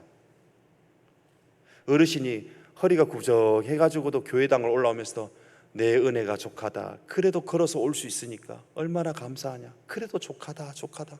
감사합니다 하나님 유카리스, 감사합니다 하나님 은혜 카리스. 그 마음속에 살아갈 수가 있거든요. 그러면서 말하기를 이것은 덤으로 주신 은혜다. 덤은 뭡니까? 내가 계산한 거예요? 계산 안 한 거예요? 내가 계산 안 했는데 더 주신 거예요. 이게 바로 덤으로 주신 은혜예요. 고린도후서 8장 9절에 우리 주 예수 그리스도의 은혜를 너희가 알거니와. 우리 주 예수 그리스도의 은혜를 안 사람은 그렇게 살지 않습니다. 우리 주 예수 그리스도의 은혜를 너희가 알거니와 부유하신 자로서 너희를 위하여 가난하게 되심은 그의 가난함을 인하여 너희로 부유하게 하심이라. 돈을 많이 줘서 부유하게 하는 것이 아닙니다. 여호와를 겸손함과. 그래서 은혜가 뭐랍니까? 재물과 영광이라 했죠. 그럼 왜 재물 안 주냐고 그렇게 해요? 그거 아니죠. 부하게 하신다는 것은 은혜를 부하게 하신다는 겁니다. 그래서 고린도후서 8장 9절의 시작이 우리 주 예수 그리스도의 은혜를 너희가 알거니와 그랬습니다. 은혜에 부하게 하시기 위해서 예수님은 나를 위해서 가난하게 되신 겁니다. 은혜에 감사하지 않으면요 말라버려요. 마르지 않는 샘물, 마르지 아니하는 잎사귀. 복 있는 사람은 악인의 길을 쫓지 않으며 죄인의 길에 서지 아니하며 오만한 자리에 앉지 아니하고 오직 여호와의 율법을 즐거워하여 그 율법을 주야로 묵상하는 자로다. 저는 시냇가에 심겨진 나무가 시절을 쫓아 과실을 맺으며 그 잎사귀가 마르지 않은 것이니 그 잎사귀가 마르지 않은 것, 시냇물이 마르지 않은 것, 그것은 은혜가 마르지 않은 것을 얘기하는 겁니다. 마르지 않는 은혜 가운데 있어야 됩니다.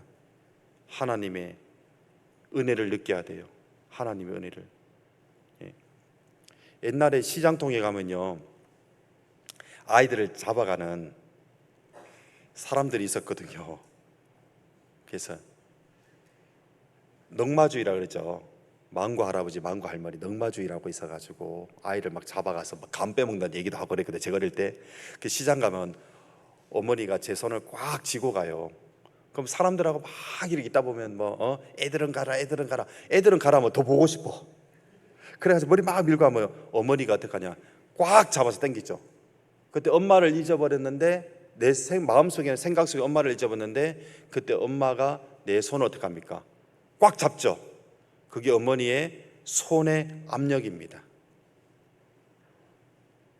내가 다른 데 신경 쓸 때 하나님이 어떻게 합니까? 은혜의 하나님의 손길의 압력으로 팍 잡잖아요. 너 뭐하냐? 가자. 다른 거 쳐다보지 말고 빨리 가자. 그러죠? 하나님은 내 눈에 보이지 않지만, 당신은 그분을 볼 수 없지만, 우리는 그분을 볼 수 없지만 그분의 손의 압력을 느낄 수 있는 것입니다. 그게 하나님의 은혜를 느끼고 누리는 삶입니다. 오늘도 하나님을 느끼고 살아가는가요? 하나님의 능히 모든 은혜를 너에게 넘치게 하시나니, 고린도후서 9장 8절에 넘치는 하나님의 그 은혜. 동일한 고린도후서 9장 14절에 말씀하시기를 또 저희가 너희를 위하여 간구하며 하나님이 너희에게 주신 지극한 은혜라고 했습니다. 지극한 은혜. 이 지극하다는 말을 그냥 의미상은 대충 알겠는데 무슨 의미일까? 자세히 찾아보니까 지극한 은혜라는 것은 넘치는 은혜를 얘기하는 겁니다. 넘치는 구원, 그 큰 사랑, 그 큰 구원의 은혜, 그 큰 구원, 이같이 큰 구원을 등한히 여기면 어찌 피하리요? 지극한 은혜를 주셨다는 거예요. 넘치는 은혜를 주셨다는 겁니다. 하나님의 은혜를 잊는 순간 내가 주인이 돼서 살아가요.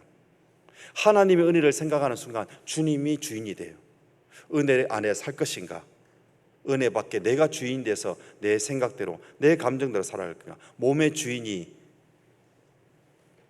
마음이잖아요.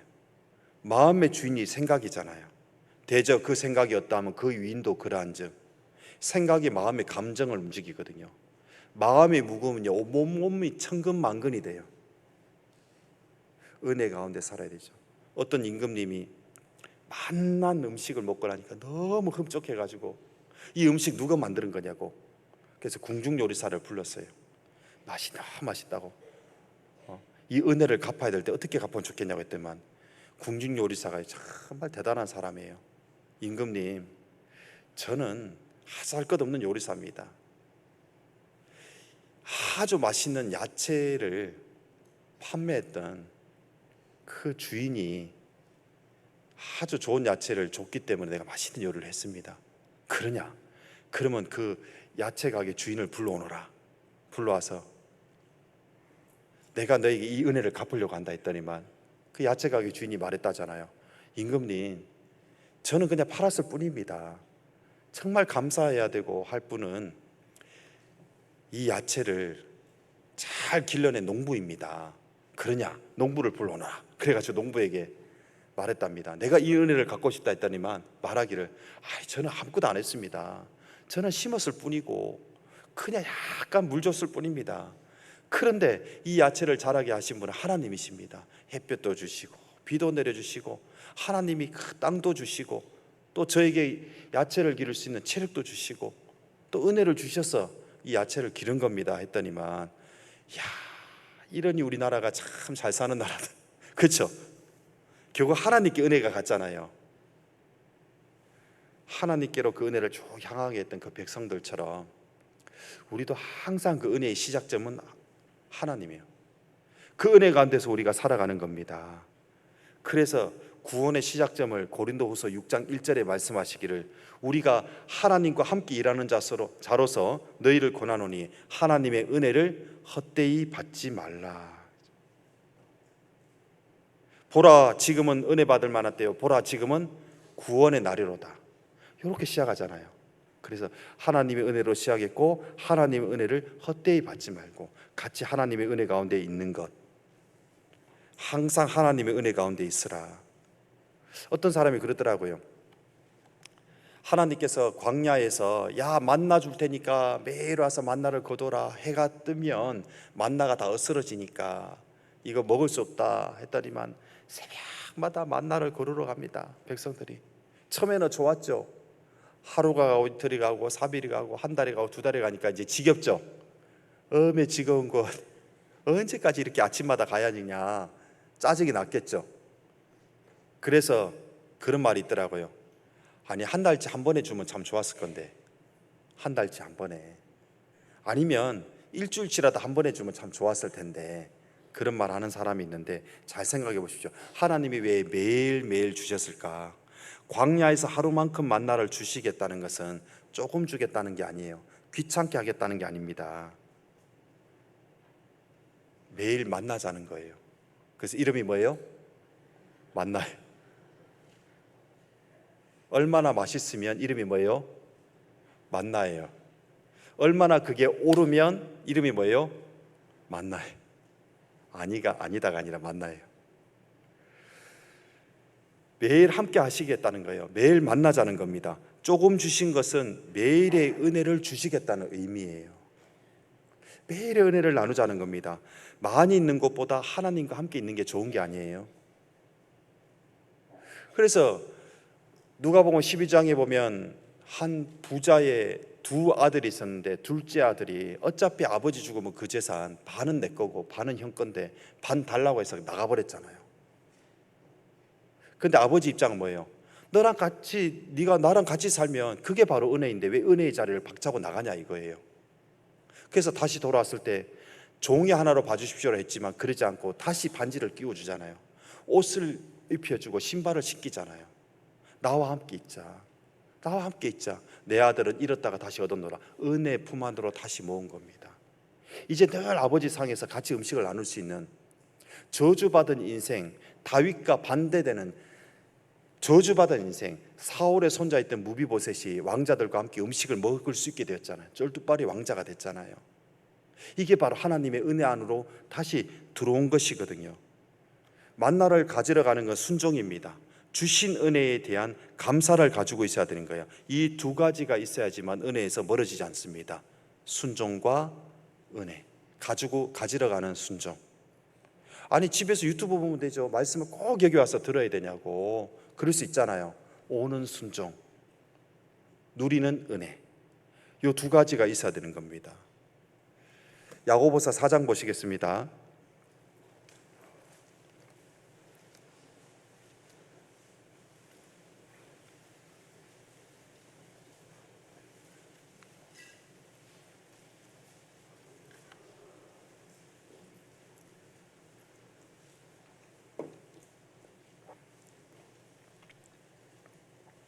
야고보서 4장 4절.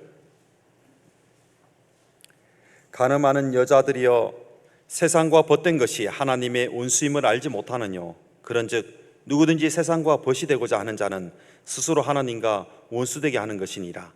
너희가 하나님이 우리 속에 거하게 하신 성령이 시기하시기까지 사모한다 하신 말씀을 헛된 줄로 생각하느뇨. 그러나 더욱 큰 은혜를 주시나니 그러므로 일렀을 때 하나님이 교만한 자를 물리치시고 같이 읽겠습니다. 겸손한 자에게 은혜를 주신다 하였느니라. 너희가 하나님이 우리 속에 거하게 하신 성령이 시기하기까지 사모하신다 하신 말씀이 헛된 줄로 생각하느뇨. 그러나 더 큰 은혜를 주신다 했습니다. 더 큰 은혜를 주시는데 어떤 자에게 주는가? 겸손한 자에게 더 크신 은혜를 주시는 거예요.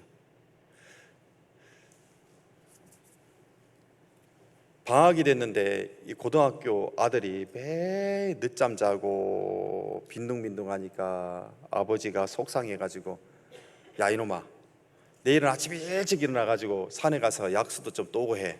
알았어? 귀찮은데 내가 또 오면 내 용돈 줄게. 알았어요. 그 다음날 엄마가 막 깨웠습니다. 나 아빠가 물 떠오라 그랬잖아. 일어나가지고 떠벅떠벅 산 위로 올라갔네요. 한참 올라갔습니다. 드디어 도착했어요. 약수통을 안 들고 왔어요. 헛수고했죠. 수도꼭지 물을 틀더라도요, 컵을 수도꼭지 밑에 받쳐야 돼요? 위에 올려놔야 돼요? 물 받으려면 내려야 되죠. 그것처럼 겸손해질 때 하나님이 은혜를 채워주시는 거예요. 약수물통은 겸손해지는 나의 모습을 얘기합니다. 내 자신을 비우고 가지고 가야죠. 그때 채워주는 거예요.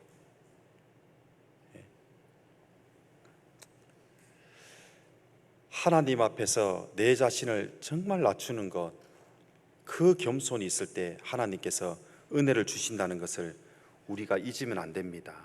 하나님의 은혜가 있거든요. 마칠 시간이 다 됐는데요. 끝으로 그래도 한 가지만 더 말씀드리도록 할게요. 제가 말씀을 준비해 오면서요, 아무래도 이거 제 시간에 다 못할 텐데 고민하는데 많이 했어요. 그렇지만 하나는 알아야 될 것이 있는데요. 마지막 하나는 뭐냐면, 그럼 우리가 전도도 해야 되잖아요. 전도하는데 전도를 어떻게 하느냐? 은혜로 복음을 전한다는 거 알아야 됩니다. 본문 말씀 다시 돌아가겠습니다. 사도행전 20장 24절.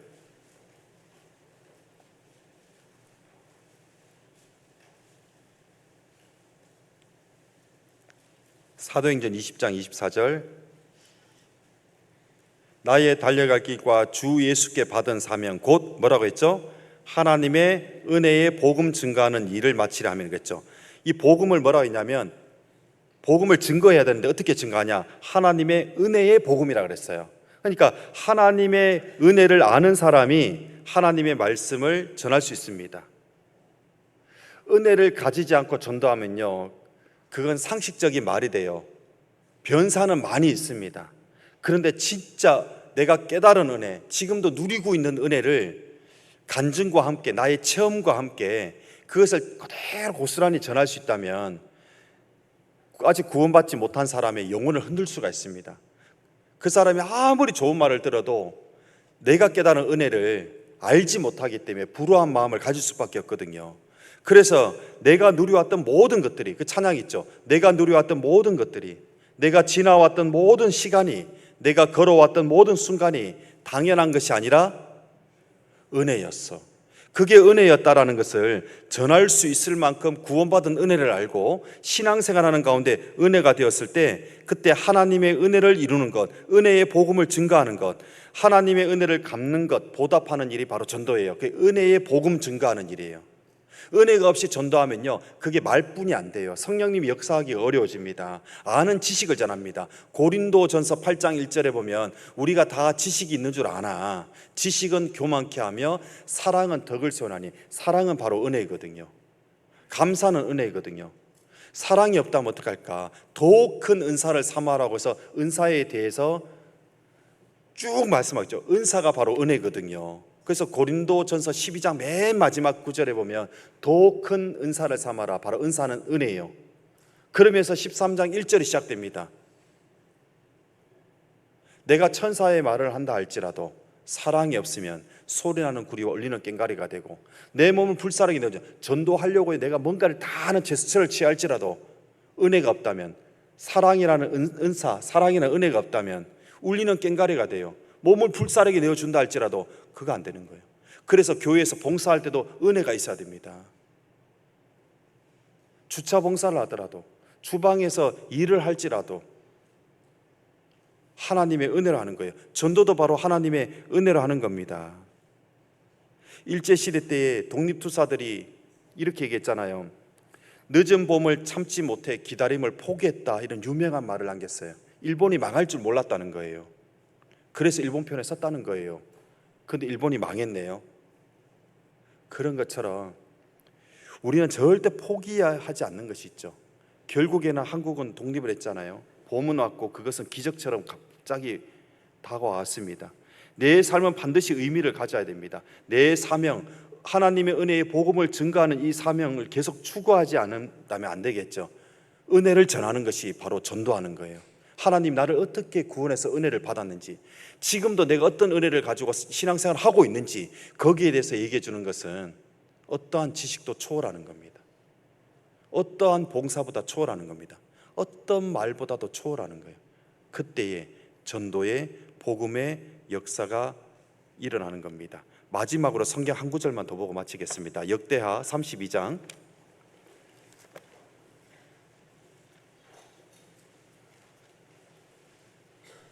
역대하 32장입니다. 구약 701페이지쯤 있습니다. 역대하 32장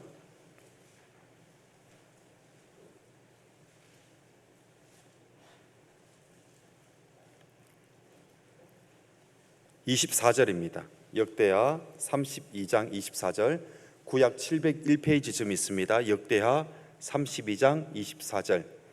그때 히스기야가 병들어 죽게 된 고로 여호와께서 기도하매 여호와께서 그에게 대답하시고 또 이적을 보이셨으나, 셨으나 한 것은 의미가 좀 그렇죠. 25절, 히스기야가 마음이 교만하여 그 받은 은혜를 보답지 아니함으로 진노가 저와 유다와 예루살렘에 임하게 되었더라. 자, 무슨 은혜를 받았는가? 수명이 15년이나 더해졌어요. 히스기야가 13번째 왕입니다. 15년을 더 살게 되었습니다. 해 그림자가 10도나 뒤로 머물렀습니다. 그 지구의 자전을 10도로 뒤로 돌려버린 거예요. 대단한 거죠. 그런 이적을 보고도 히스기야는 하나님의 은혜를 보답하지 않았어요. 왜? 교만해졌거든요. 겸손하지 않으면 은혜에 떠나가게 됩니다. 우리 항상 겸손해야 될 이유가 은혜의 자리에 머물기 위해서요. 심지어는 아수르 제국이 와서 포위를 했을 때도요, 하나님께 기도를 했습니다. 이사야 선지자와 함께 18만 5천 명을 하나님이 단숨에 다 죽여버렸어요. 18만 5천 대군을. 그 세 가지 엄청난 이적을 겪었음에도 불구하고 히스기야가 마음이 교만하여 그 받은 은혜를 보답지 아니하므로 진노가 저와 유다와 예루살렘이 임하게 되었더라.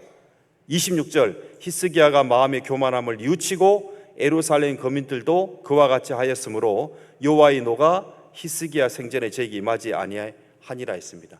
다행히 히스기야 돌이켰습니다. 우리에게 어려운 일이 오는 이유가 뭐냐? 은혜의 자리를 떠났기 때문이에요. 겸손해야 되는 은혜의 자리를 떠났기 때문이에요. 그때는 어려움을 겪게 되는 겁니다. 어떤 유명한 수도사가 있는데 그 수제자가 질문했습니다. 세상에서 가장 악한 사람이 누구입니까? 물어봤더니만 제자의 의도는 뭐냐면 자기의 스승이었던 수도사가 말하기를 그 가룟 유다지 빌라도지라고 얘기할 줄 알았는데 그렇게 하지 않고 바로 날새, 아니 선생님이 가장 세상에서 악한 자입니까? 하나님께서 다른 사람보다 은혜를 10배나 더 줬는데 내가 살아가고 있는 이 모양을 보라고, 이 꼴을 보라고, 나는 세상에서 가장 악한 사람이라고. 하나님이 나에게 줄 10명에 줄 은혜를 내가 10배 곱으로 받았다면, 이 은혜를 각자에게 하나씩 줬다면 그 10명이 나처럼 살지 않고 더 열심히 살았을 것인데 라는 말이 굉장히 마음에 감동이 됐었습니다. 전도 자료 보면 그런 내용을 들을 때 있잖아요. 어떤 아이가 물에 빠졌는데 그 물에 빠진 아이를 구하려고 한 사람이 뛰쳐 들어갔습니다. 그 아이를 살렸어요. 살렸는데 그 아이와 그 아이의 엄마는요 도망가 버리고 없어요. 그 내용 들으신 적 있을 거예요. 은혜의 배은망덕한 겁니다. 어떤 예수님을 믿는 청년이 예수님을 믿는다는 이유로 감옥에 갇혔습니다. 그랬는데 거기 감옥에 한 사람이 더 있었어요. 나이 지긋하고 연륜이 있는 크리스찬이 있었습니다. 밤이 되었습니다. 촛불을 켜려고 불을 켜다가 손을 대버렸어요. 아 뜨거 하고 이렇게 손을 잡고 있습니다. 호 불고 야단났습니다. 그러면서 먼저 앞서 들어온 나이 지긋한 크리스찬 어르신에게 이렇게 물어봅니다. 저는 이렇게 손가락 하나 대어도 이렇게 뜨겁고 아픈데 화형대에 올라가면 얼마나 아플까요? 했더니만 이분이 말하기를 그렇지 않다고, 지금 자네에게 촛불을 켜면서 손을 대라고 하나님이 얘기한 적이 없지 않냐. 그렇죠. 그러니까 아픈 거라고. 근데 하나님이 화형대로 올라가라고 했을 때는 하나님이 믿음을 주시고 은혜로 함께 하실 거라고, 그때는 전혀 아프지 않을 거라고, 그 은혜의 힘으로 그 아픔을 이겨나갈 수 있을 거라고. 지금까지 우리가 신앙생활을 할 수 있었던 것은 하나님께서 함께 하셨기 때문입니다. 그렇지 않았다면 우리가 지금 여기 있을까요? 앞으로는 또 어떻게 할까요? 항상 은혜를 생각하고 은혜 안에서 살아가는 사람이 되어야 됩니다. 그 은혜로, 하나님의 은혜로 은혜의 복음을 증거하는 일을 마치기까지 그 사명을 끝까지 다하는 우리가 되었으면 좋겠습니다. 기도하고 마치겠습니다. 기도하기 전에 광고 드리겠습니다. 뭐냐면 기도가 끝나면요 보통 일어나서 나가시는 분들이 있다고 하는데요, 그러지 마시고요, 기도 끝나자마자 하계 수양에 준비 영상이 있는데요, 끝나자마자 광고 바로 보여주신답니다. 광고 다 보고 찬양하고 그 다음에 봉사자님 광고가 있겠습니다. 같이 기도드리겠습니다. 사랑이 많으신 하나님 감사드립니다. 오늘 이 시간 저희들을 불러주셔서 하나님의 은혜의 복음 증가하는 일에 대해서 알게 해주신 주님 감사를 드립니다. 항상 주님의 그 은혜 가운데 있게 하시고 또 그 은혜로 살아갈 수 있도록 축복해 주시길 바랍니다. 오늘 모든 시간들 주님께 감사하며 은혜 가운데 살고 또 은혜에 젖어서 이번 한 주간도 또 주님 앞에 갈 때도 은혜의 복음을 증가하는 우리 그리스도인이 되게 해주시고 앞으로도 계속 있는 전도 집회 또 하계 수양에서도 귀한 영혼들을 인도하는 저희가 되도록 함께 해 주옵소서. 모든 것 주님께 감사드리며 예수 그리스도 이름으로 기도드립니다. 아멘.